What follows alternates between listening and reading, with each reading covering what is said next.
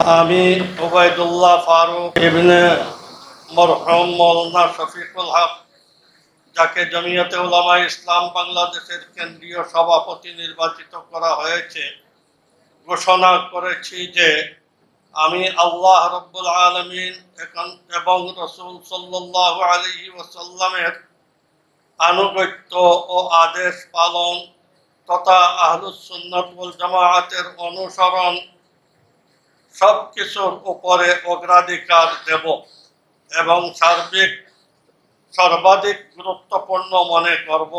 2, আমি জমিয়তের আদর্শ, উদ্দেশ্য, লক্ষ্য ও কর্মসূচি বাস্তবায়নের লক্ষ্যে কাজ করাকে আমার সর্বপ্রধান কর্তব্য বলে মনে করব। আমি নিজে জমিয়তের গঠনতন্ত্র মেনে চলব এবং তার ভিত্তিতে সংগঠনের শৃঙ্খলা কায়েম রাখতে সচেষ্ট থাকব।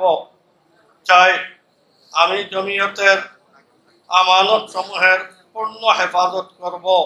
5, জমিয়তের সিদ্ধান্ত সমূহ সঠিকভাবে বাস্তবায়নের চেষ্টা করব। আল্লাহ আমাকে ওয়াদা পালনের তৌফিক দান করুন। আমি